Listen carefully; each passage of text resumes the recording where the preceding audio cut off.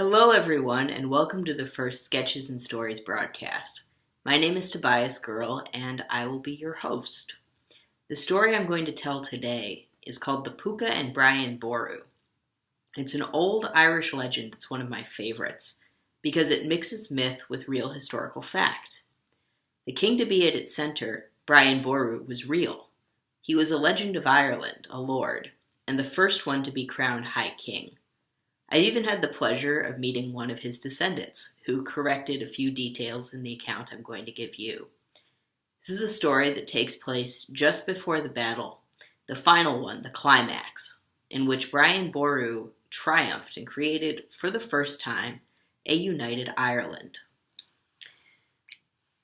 While I tell the story, I'm going to be illustrating the Pooka here for you, so that you have a visual on this weird and wild creature of legend. So, you all know stories of fairies, right? Harmless tricksters like Tinkerbell, or the kind that leave rings of mushrooms in the woods. Cute things with wings. Let me twist this so you can see it a little bit better. But long ago, the people of Ireland liked to tell stories about a different kind of fairy. Much nastier kind, the kind you see in really old stories. And they called that kind of fairy the Fae. These Fae, unlike the sweet little pixies that you see in Disney movies and little sanitized kids' cartoons, were creatures of malice as well as mischief. They loved fun above all things, but their idea of fun was not your idea of fun. And they'd often play tricks on humans, luring them far away from their cozy hearts, and dancing with them all night long until they collapsed in front of their homes in the morning dew. That may sound like fun, but when I say they danced with them all night long, I mean they danced until their muscles came free of their bones and they fell to pieces. These Fae, they demanded perfect politeness from others, though showing none themselves. And while they were careful to follow the letter of the law, they never passed up a chance to ignore its spirit. One of these fairies, one of these Fae, was called the Pooka. Lots of different spellings to that. The most common one I've seen is Pooka. It was an animal spirit, and its name meant goblin. For, like the goblins that we still know today, it had a reputation for nasty, nasty pranks. The Pooka was a shape changer, and it loved to take the form of a great black dog or a great golden eagle with spreading talons, or sometimes a hunchbacked old man. But in the story I'm about to tell you, the Pooka wears its favorite form of all, that of a great black horse with shaggy black fur and a great black mane and eyes that burned in its sockets like live coals. They say long ago that the Pooka would ride the hills of Ireland in its horse form, tricking travelers into mounting its back and bringing them for rides all night over the hills and over the roads, through the bogs and forests and dales, until they were too weak to hold on any longer. If you've ever ridden a horse, you understand how difficult it can be, especially if you've had the guts to ride bareback rather than on a saddle. Pooka, if you can imagine that, was even worse. It would ride like lightning across the hills, faster than you can imagine, and most travelers didn't last long on its back. Some were lucky and they fell onto a soft bed of wheat, but not so many of them. They'd strike their heads on a stone or break an arm. And if you were a poor farmer back in those days, the loss of a working arm for even a little while could mean starvation. Now, the Pooka wasn't the nastiest creature to roam Ireland in those days, but it was dangerous enough that old wives would warn their children in stories of this wild fae, how they should never, if they met a wild horse, accept any invitation to climb onto its back. Now, as a fae, the Pooka had restrictions it had to live by, naturally. Because with great power, there come great limitations. So first, like all fae, the Pooka was bound by its word. If it made a promise, it had to stick to that promise, to the very letter, no exceptions. Second, it could be bound by iron. Like other fae, the touch of properly forged iron would burn it. It could also be bound by its true name. As you may have guessed, the Pooka is not really what it was called. If you knew its true name, you could compel it to do anything that you liked. So the Pooka was understandably stingy with those details. Now, those restrictions were common to all of the fae folk, but the Pooka had an extra one that will come in handy during this story. The Pooka, you see, was a wild thing, and like all truly wild creatures that work on their own will, the only thing that could bind a Pooka, really bind it, was itself.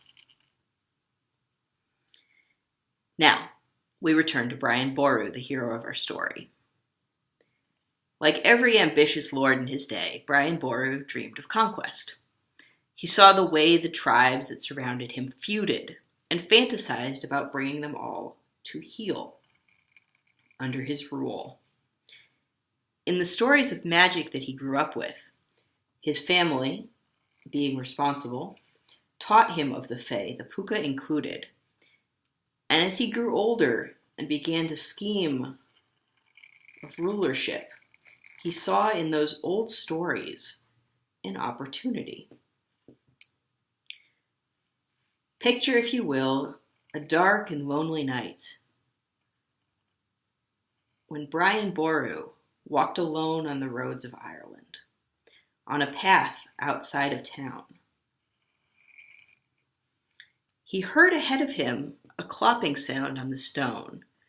Go ahead and make a clopping noise if you like. Set some mood. And he saw ahead of him a great black horse. See it shaping up here, coming into view like it did for Brian Boru.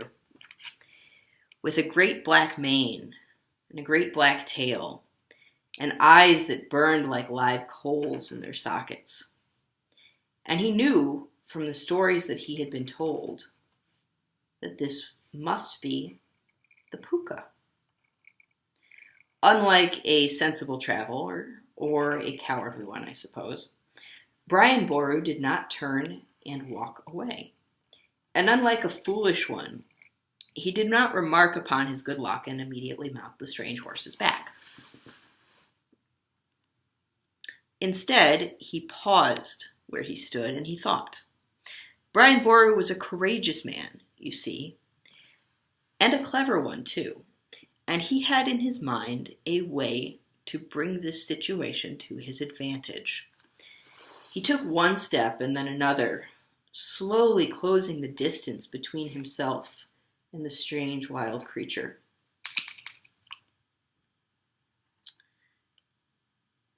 And then he did something that the Pooka had never seen before, not from a human at least. He bowed. And in the friendliest of voices, for remember, you must always be polite to the Fae, for it's something they value greatly, he said, "Friend Pooka, how wonderful it is to see you this night. I cannot believe my good fortune, for although I have heard of your great majesty, I never would have believed you could have been so fine looking in person." Now, the Fae, even more than humans, are susceptible to flattery, for they know how wonderful they are, and to hear someone repeat it, well, for the Pooka, that might have been the greatest thing it had ever heard, and it was pleased as punch. It clopped its hooves on the ground, clop along if you like, and shook its great, fine, shaggy mane, and it looked at Brian Boru as though to say, "Oh, tell me more." And so Brian Boru, looking up from his bow, said, "Oh, friend Pooka, may I... Oh, I don't know, this might be too much to ask. Now that I see you in person, I cannot resist. May I perhaps have a ride on your great fine back?" Pooka, who was accustomed to travelers either turning and running with a scream on their lips, if they were wise, or jumping on its back, if they were foolish, could not believe its good fortune. Here was a traveler who knew exactly what he was getting into, and still wanted to ride Pooka, all the while paying it compliments. And so Pooka turned to offer its back to Brian Boru.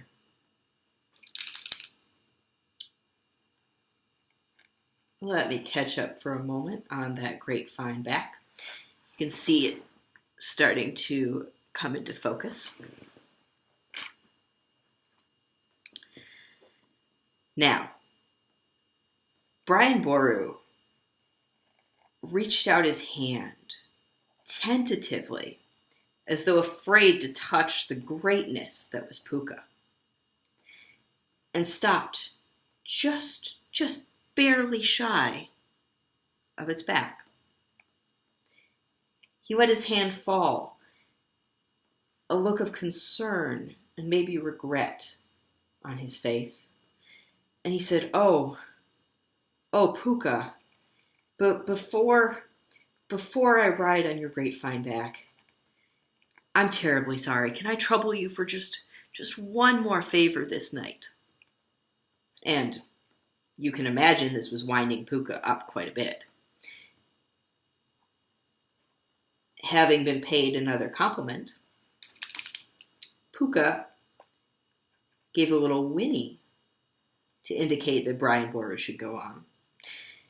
And Brian Boru said in his most humble of voices, which, if you can imagine, was not quite so humble given that this was a man who fully intended to become King of all of Ireland.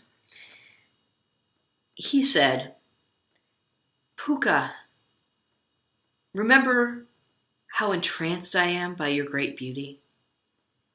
May I possibly just run my hands through your great fine mane and your great fine tail just once?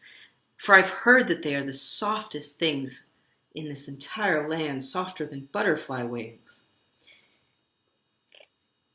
Now Pooka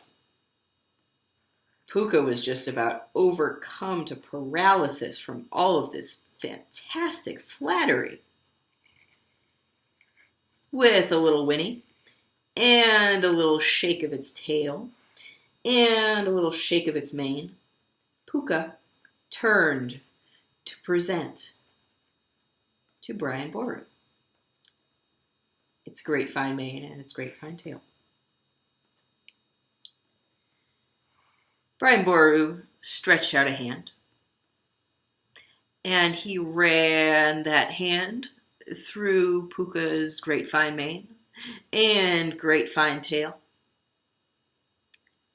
And then, as quick as you please, as quick as the Pooka could run, he plucked out 3 hairs. 1, 2, 3.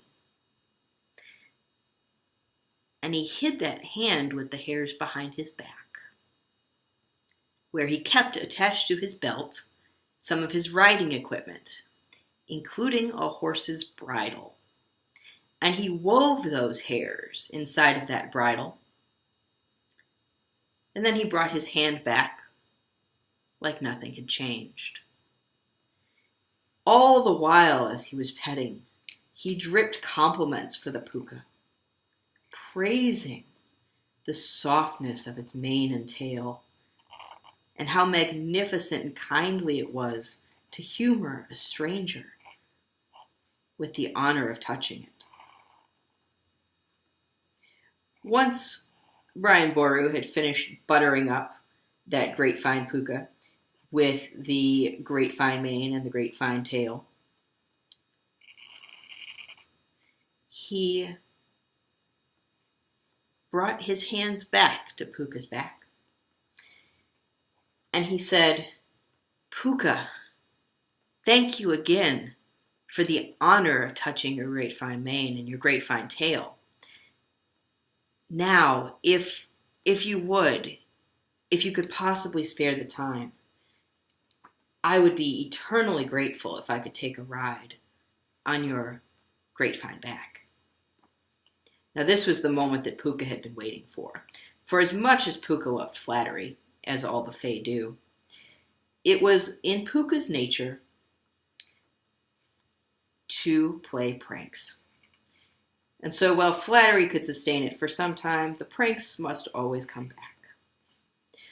So he turned his back to Brian Boru, presenting it again for Brian Boru to climb upon. And so the king-to-be did. Now, as soon as he got astride that Pooka's back, Brian Boru whipped his hands out, holding that bridle, and threw it over Pooka's head.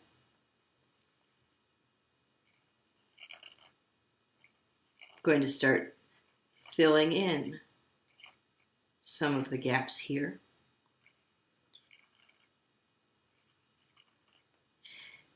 So, as soon as that bridle went over Pooka's head, Brian Boru, an experienced rider, slipped that bit straight between the Pooka's teeth and held on tight. Now at first, Pooka was delighted by this strange feeling, something going over its face and into its mouth, because Pooka was accustomed to riders coming on bareback. And anything new and strange is novel for a creature that can live forever. So, in the first few moments, Pooka pranced about, getting accustomed to this strange, but not altogether unpleasant sensation. Once the novelty had worn off, however, Pooka shook its head, expecting that bridle, that binding, that antithesis of everything a creature as wild as Pooka should be, attempting to shake it free. But it wouldn't come free. That bridle stayed stubbornly put right where it was. As this went on, every second that bridle stayed put, Pooka became more and more distressed, because there are laws of nature and laws of the Fae. The sun will rise and the moon will set, and the Pooka, being a wild creature, should not be bound. So Pooka began to stamp its hooves and buck.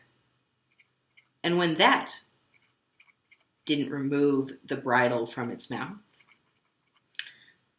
it began to run. It ran first as fast as a horse, and then as fast as what we might consider a jet plane speed, and then faster and faster and faster. Faster than sound, faster than light. But still, that nasty bridle, that nasty bit, they wouldn't come loose.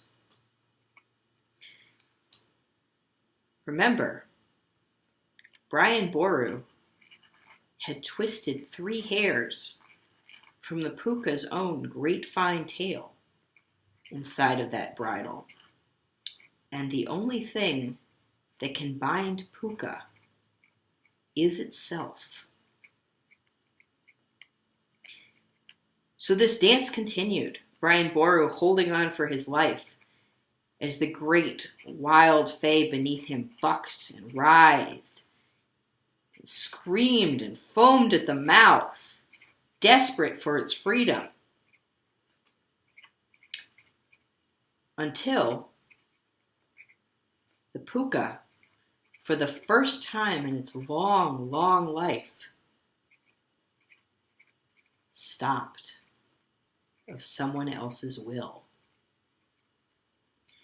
It stood there panting, its flanks heaving, beaded with sweat in the cold Irish night.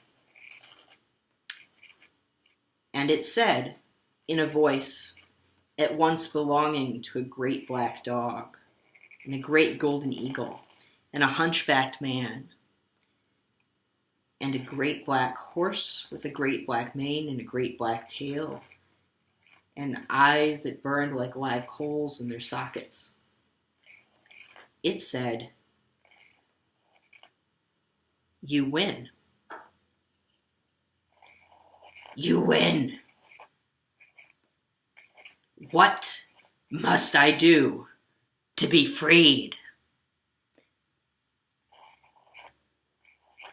Now, this was an invitation for a boon, a favor that the Fae would grant in exchange for a favor.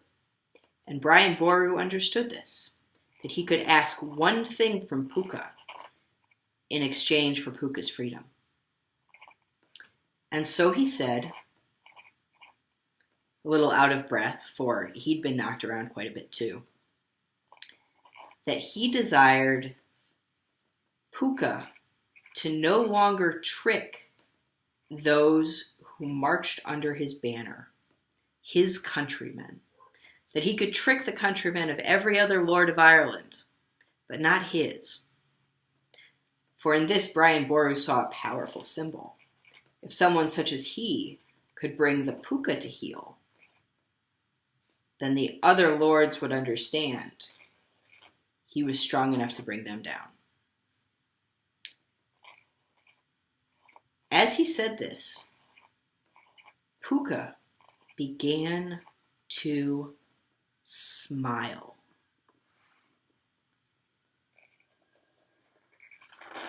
And Brian Boru understood in that moment that something was wrong, because the Pooka was having fun. And the Pooka's idea of fun is not your idea of fun. But it was too late to back down. He had named his price. And so when the Pooka agreed, Brian Boru had no choice but to remove that bridle and that bit and dismount from Pooka's back. He made sure to bow to the Pooka before leaving and thank it for its bargain, for pleasantries must always be observed with the Fae. But as he left that lonely hill in Ireland, Pooka laughed. And the sound of that laughter followed Brian Boru all the way home to his warm hearth and family. Now, in the days following his encounter with Pooka, it seemed as though Pooka kept its word. It made a show out of tricking and punishing Brian Boru's rival lords and their countrymen. It would ride hither and thither with them every night. Anyone that was stupid enough to climb upon its great fine back. The other lords and their countrymen saw this, and defections began to occur en masse. Everyone saw what Brian Boru was strong and clever enough to accomplish. So by the time the final battle came around, Brian Boru's forces were mighty indeed.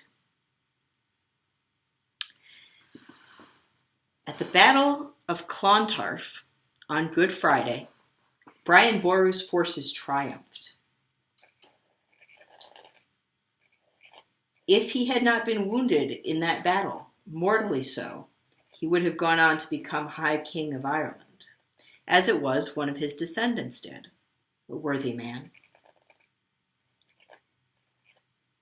But something curious began to happen after Brian Boru's death. Something very strange. Pooka began to ride again.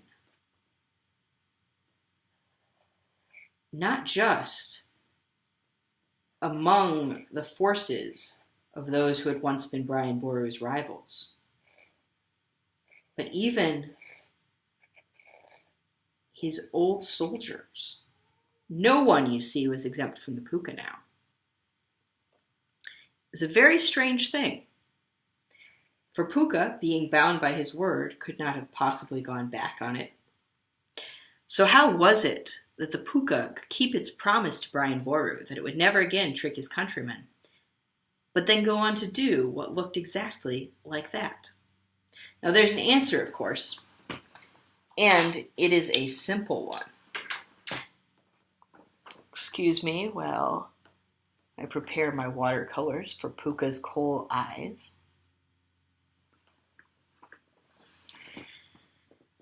Now, when a man is alive, he can possess anything he can lay claim to. But when a man is dead, he possesses nothing. And nothing includes countrymen. When Brian Boru died, his claim died with him. So it came to be that Pooka slipped its boon bridle and came to roam the hills of Ireland, a free fae once more. Only now, wiser and with even more malice in its heart for the cleverness of man. If you should go visiting those lands, and if you should roam too far afield at night, and if, heaven forfend, you should meet a great black horse with shaggy black fur and a great black mane and a great black tail, and eyes that burn in their sockets like live coals, run. Run for your life. And don't look back, for Pooka is not a stupid creature. Having been fooled once, it won't be fooled again. And its idea of fun, do remember, is not your idea of fun.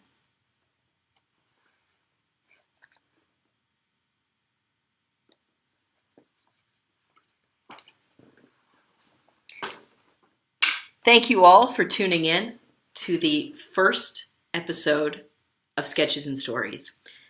I hope you liked it. If you have feedback to give, please leave them in the comments.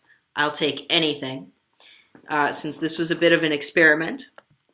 And I hope you all have a fantastic day, and take care, those of you who happen to live on the Emerald Isles.